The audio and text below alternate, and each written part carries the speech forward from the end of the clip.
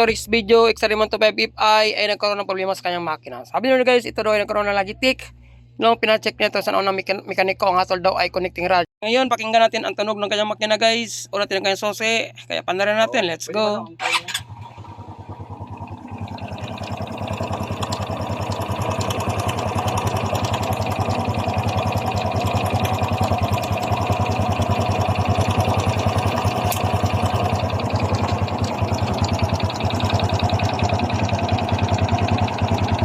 Sa tingin nyo guys, saan kaya nanggaling ang tunog na yan? Para sa akin, kung ako tatanungin, yan po ay tunog ng Logitech ng kanyang timing chain.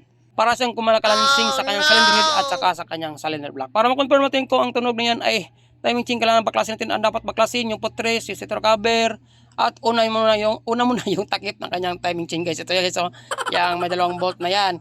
Diyan pa lang malalaman natin kung ang timing chain talaga ang problema ng kanyang motor guys. So tanggalin mo natin itong gold bolts ito na 6mm sa kanyang timing chain. Takip ng kanyang timing chain. Sa part na ito, dito natin makita ang sitwasyon ng kanyang timing chain. Kung ito ba ay lawlaw na or sobrang talagang bitay ang kanyang timing chain guys. Sa part na ito, medyo nahihirapan akong tanggalin ang kanyang takip. Kasi nga, ang unang gumawa ng mekaniko nito ay nilagyan ng maraming gasket oil. So puno ng gasket oil ito guys, kasi nga is nanigurado ang unang mekaniko na may iwasan niya itong magkaroon ng leak o tagas. Kasi ito kadalasang issue ng mga Experiment 25FI, RS 25FI na ganitong design na takip na may o-ring. Yan guys, oh, ang daming gasket oil. So check natin guys ang sitwasyon ng timing chain. Yun, maluwag na siya, no? Maluwag na siya. At napansin nyo ba ang kulay itim o grabing itim na kanyang sprocket? So may idea na ako dyan guys kung anong oil ang ginagamit ni Busing, kung bakit nagkaroon ng ganyang itim ang kanyang camshaft sprocket pala. So try mo natin itong ikot-ikutin guys gamit ang T-wrench na 12mm. So sa part na ito makita natin ang kanyang timing chain kapag inikot natin ng counterclockwise, lumalawlaw o bumibitay ang kanyang timing chain. So check na natin.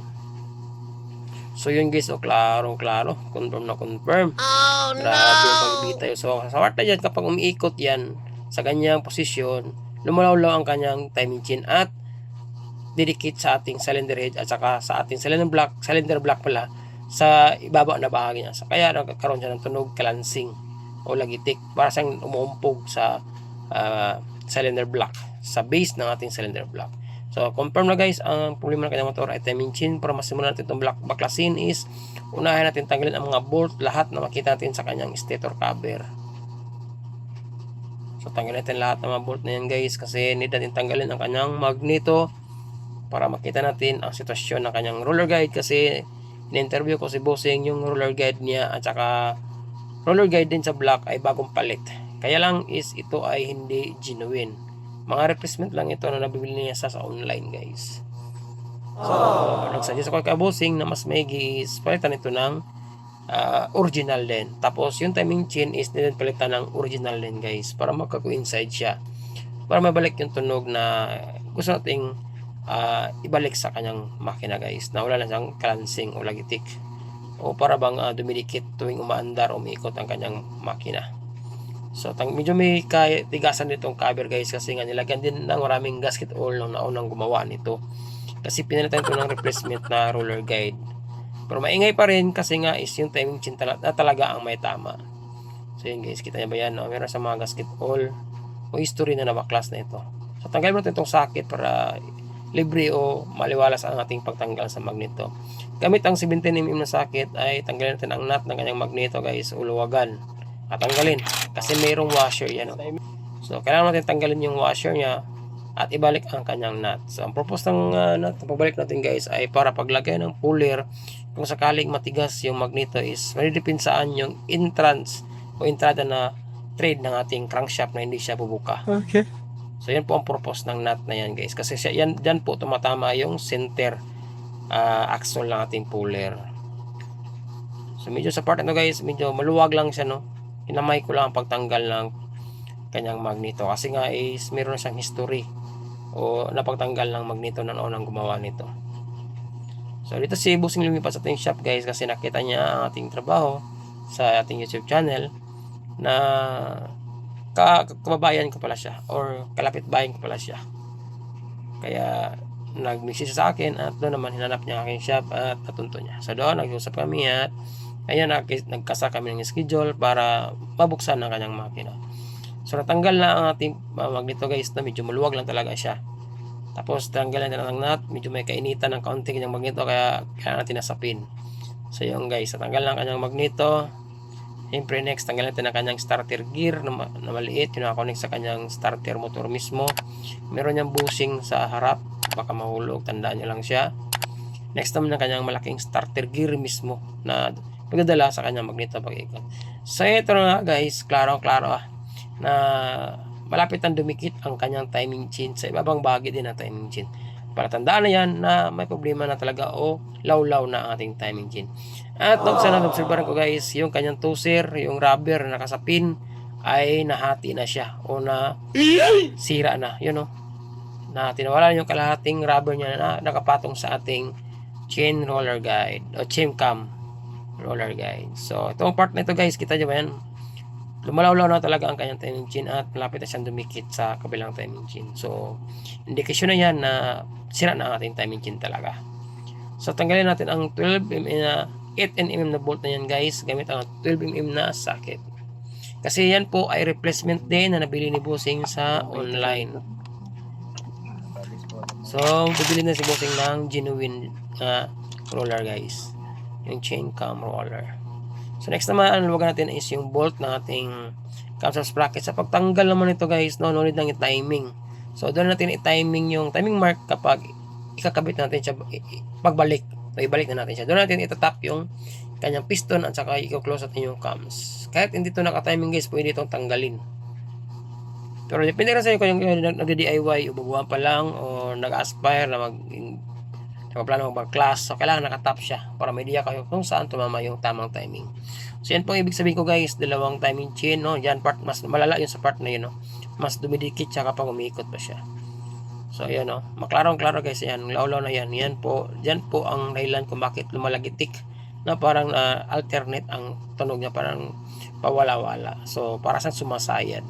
So yun po ang dahilan kung walang iba kundi ang kanyang timing chain. So at least guys, pag mapalitan natin ng timing chain, mabalik mo sa original natin tunog ang kanyang makina. Kung meron man tayong marinig na tunog, so ibang problema na rin yun. Importante yung parang kalansing lagitik ay mawala na siya. So tanggalin natin ang kanyang toser guys gamit ang 14mm na socket. Kasi nga mayroong toser dyan sa lalim, natutulak ng ating chain cam roller guide. So yun, natanggal ang kanyang spring. Ito din ay replacement na spring guys, medyo may katigasan ng kaunti kumpara sa original na spring. So yan guys, sabi kong napudpud na rubber na yan. So nawala yung kalahati, ibig sabihin lokal din po yan, kasama din yan po sa in-order ni Bossing sa online. So medyo masyado siyang malambot kaya nahiwa siya sa ating chain cam roller guide. Kapag genuine kasi guys, kahit matagal nakababad sa oil, ay hindi basta-basta masisira ang ating rubber nakapatong sa ating toser. So ito guys, replacement din ito. At next naman, tanggal natin itong roller sa ilalim na bahagi, yung maliit. So medyo may kahirapan guys na makahanap tayo ng genuine. Ipagpasa Diyos. I-pray na lang natin kung meron tayong mahanap sa bayan. Kailangan makabili si Bossing guys para makabit agad natin. So tanggal natin ang kanyang maliit na roller. Next naman yung gitna na roller guide guys, kasi meron din yung roller guide, kasama din yan sa pinalit ni Bossing. So check natin. So saka natin matatanggal yan ay kailangan natin tanggalin ang kanyang camshaft sprocket. So yan guys, hindi yan nakatap yung camshaft sprocket niya guys, no? Kasi nga baliktad yung timing mark niya. Nasa bandang bahagi sa right side. Yun, no, yung tinuro ko guys. Dapat nasa left side po yan nakaturo para nakatap talaga yan. Pero okay lang, at least saka natin babalik yan. Sa ako tuturo sa inyo kung paano ikabit niya ng nakatap position. So yun, sinikot na natin siya. Yung kulay klaseng oil na yan guys. So yan po ang tinasabi kong timing mark niya, no. Yan po ang tamang timing mark niya guys. So yung kulay na yan guys na itim, huwag kayong gagamit ng oil. Kung anong brand ng motor, yan din po ang brand ng oil niya guys. Yan po ang kadalasang nagiging resulta ng makina kapag oil niya ang kanyang ginagamit. So, yan po, gets na. So, itong rubber nyo guys, na medyo may kalambutan, yun, no? Local yan. Sa online din niya nakukuha. So, bibili tayo ng genuine dyan. Nasobrahan sa lambot. So, ito naman timing chain niya. So, papalitan natin ng bago yan, no? Naging kulay itim din. So, yan din ang dahilan kung bakit lumalaw yan. Dahil sa oil na ginamit niya, guys. Pupunta si Bossing sa bayan para bumili sa pisa ng kanyang motor. Ayos. 1 hour later. At ito na nga guys, after isang oras, nakabalik na rin si Bossing.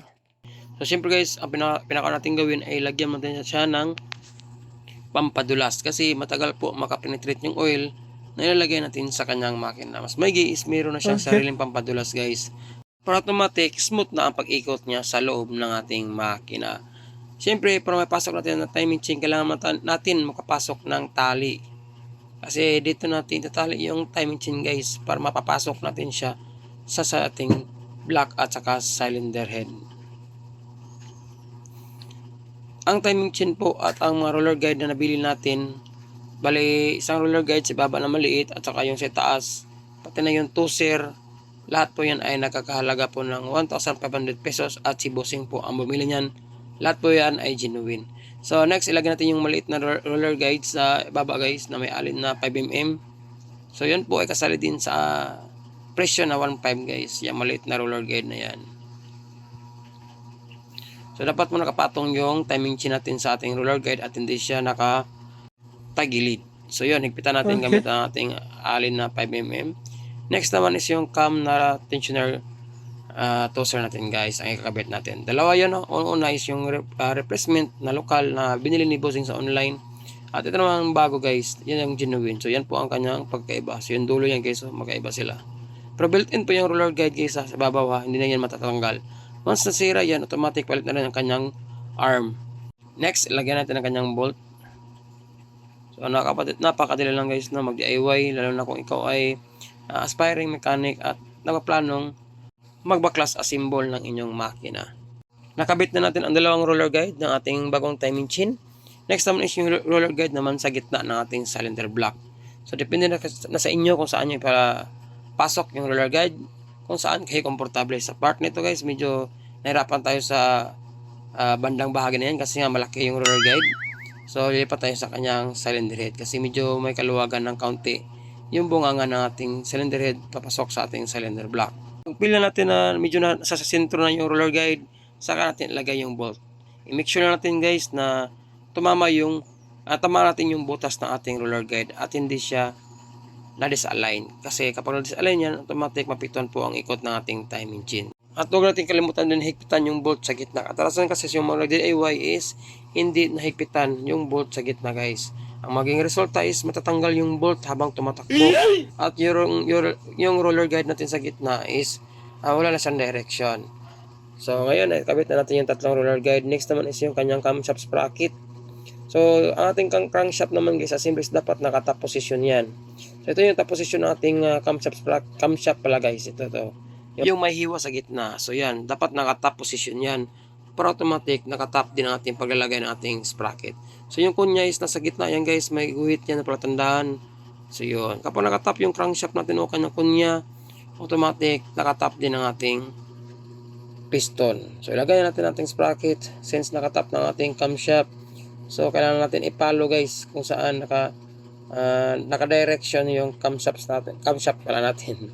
Para yung sprocket natin is hindi maging advance at hindi rin magiging late yung pagkalagay ng ating sprocket. Kasi ang mangyari nun, kapag naging late o advance siya, mapiktuhan ang ating andar ng ating motor. Dapat nakasentro yan. Nasa gitna yung dila ng ating sprocket. So yun. Sikota-sikotin na natin guys hanggang masentro natin. At may lagay yung dila sa gitna ng tabas ng ating cams. Yun, nilagay na natin guys, no? Na nasa sentro na siya. Since nakatap nila ating piston, nakatap nila ating crankshaft, automatic, aandar ang ating motor guys. Yun po ang advantage, no? So yun. Kita nyo ba yung dalawang distansya ng ating roller guide guys? Ibig sabihin is malayo na ang kanyang distansya. Yan po ang magiging resulta once na nagpalit tayo ng bagong timing chain. Kasi po ang unang gumawa ng motor na to guys ay hindi palitan po ng bagong timing chain Ang ipinalit lang ay mga replacement na 3 roller guide. So puro yun mga malalambot. Kaya ang resulta is umingay pa rin ang kanyang makina. Wala karoon pa rin siya ng lagitik o sayad sa kanyang block at sa kanyang head. Naipito na natin ang ating camshaft sprocket guys. So next naman is lipat tayo sa ibabang bahagi. Nakabit na natin ang timing chain, ang ating 3 roller guide. Next naman is ang kanyang toaster. So yung toaster pala niya is kasali rin yan sa set na 1.5. So brand new din yan at saka yung bagong rubber niya sa ating toaster is kasali na rin yan guys sa set na binayaran ni Bossing. Kasi nung unang toaster niya is nahiwa yung rubber kasi sa sobrahan sa lambot. Kasi nga replacement lang ang nabili ni Bossing sa online. So ito pinalitan natin lahat po yan ay genuine. So yung mga replacement guys, ang disadvantage nun is habang tumatagal sa loob ng ating makina is nagiging malambot yung rubber niya, no. So possible yun ang nangyari kaya nahiwa siya. So mayroon ding iba guys habang tumatagal is tumitigas. So yung kaso naman sa nabili ni Bossing is malambot siya nung hinawakan yung rubber na kapatong sa kanyang toaster. Higpitan natin gamit ang ating 14mm na sakit. So syempre guys, nalagay na natin lahat.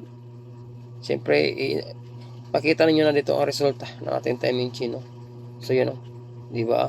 At ito rin matigas na rin ang kanyang timing kadena, yun, no? Amazing. Noong unang video natin guys, doon pinakita ko sa inyo kung gaano kaluwag yung timing chain kapag pinaikot natin siya ng 360. So may part siya na sumayad talaga siya. So since ito bago na lahat guys, is mataas na ating kumpensa na hindi na siya magkaroon ng pagbitay o paglawlaw.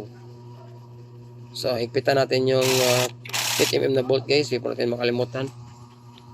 Next is ibalik natin lahat ng mga tinanggal natin guys nung una. So yung kung ano yung pinaka huling tinanggal natin yun, ano pinakauna ibalik natin. So ibalik na natin ang kanyang stick bearing, lagyan natin ng kaunting papadulas para smooth ang pag-ikot ng ating timing chain. Dapat yung roller guide sa ibabaw na may kamay o arm, dapat nagsiswing yan, no? Hindi yan dapat nakag-stagnant. Kasi kapag nag-stagnant yan, hindi gagalaw ang ating timing chain. So ibalik na natin ang kanyang stick bearing. Next ang malaking starter sprocket. Next naman is ang kanyang magneto. So merong guide guys o kunya. So dapat nakashoot yung kunya para hindi kayo mahirapan paandarin ang kanyang motor. Kasi kapag hindi na-shoot yung kunya sa gitna at sa kanyang magneto, hindi talaga aandar ang ating motor guys. Magbalik talaga kayo sa pag-troubleshoot. So ilagay natin ang kanyang washer, ang kanyang nut. Ipitan na natin gamit ang ating impact wrench. So pwede rin nauna yung sprocket, pwede rin nauna yung magneto. Depende sa inyo guys kung saan kayo komportable. So nabalik na natin yung kanyang magneto. Next naman, takpan na natin yung kanyang sprocket guys. So sure tayo dyan kasi hindi na siya naglalawlaw at na-check na rin natin. Pwede natin takpan yan guys, yung bagay na yan. So nalagay natin ang kanyang takip o kanyang cranky shell sa kanyang stator. Ibalik na natin lahat ng mga bolt na tinanggal natin. So sa tingin nyo guys, kung kaya mag-DIY, lalo na sa mga malayo yung shop, saka hirap makahanap ng mekaniko. So kapag napanood nyo itong video na ito, malaking tulong ito sa mga nagbabalak na magsaayos sa inyong motor at magpapalit ng bagong timing chain. Ito kasi kayong kadalasang issue ng mga RS-125i, XR-125i na issue sa timing chain. Kasi nga is malit yung pinalit. Kumpara ng mga unang labas ng mga carb is malapad yung kanyang timing chain. Ito namang timing chain ito ay nakuha itong design sa mga V100 at saka XR110. So ilagay na natin lahat ng mga bolt guys na tinanggal natin. May by sizes yan, may dalawang maikli dyan at lahat naman ay mataas na siya. Yung dalawang maikli guys is sa bandang bahagi yan sa ibabaw, no? Malapit sa ating starter motor. So ilagay na natin yan. So kami siyempre kung may katanungan kayo, mag-iwan lang kayo ng comment sa baba. Kung sa tingin yung problema ng motor ay related sa ginawa nating video ito. Maraming salamat. At marireplyan natin yan kapag tayo ay online o magkaroon ng panahon. Okay. At syempre hindi matatabunan yung mga comment nyo guys. So nilagay na natin ang kanyang bolt. Syempre guys, hindi makukompleto ang ating trabaho, no, ng ating motor na hindi natin paparinig sa inyo maya ang unang tunog ng kanyang makina nang hindi pa natin siya napalitan ng bagong timing chain. So ito na guys, ang tunog hindi pa natin napalitan ng bagong timing chain. Yung ganun. Diba may lagitik. At syempre guys, ito naman tunog ng kanyang makina pagkatapos natin mapalitan ng bagong timing chain. Kaya pandarin natin, let's go. Pero huwag ginanay siya.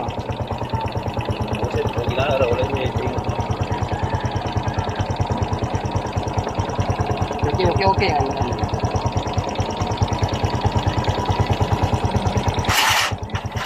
So yun na guys, balik na ang tunog ng kanyang makina, wala yung lagitik. Na ang dahilan ay ang timing chain.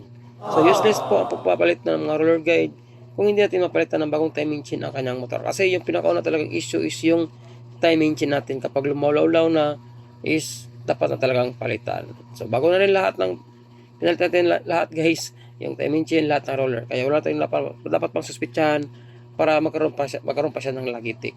So yan lang guys, nasa araw to, sana may natutunan kayo kapag yung motor ay RX-75i, RX-75i is naka-experience ng ganitong scenario, lagitik sa left side na bagay. Maraming salamat at siyempre see you sa aking next video. Ride safe, God bless, at huwag natin kalimutan siyempre i-shout out natin ang may-ari at matiwala sa ating munting shop. Isa sa mga subscriber natin yun guys sa ating YouTube channel. Ayos, shout out sa boss at maraming salamat. Ride safe, God bless. Ayos.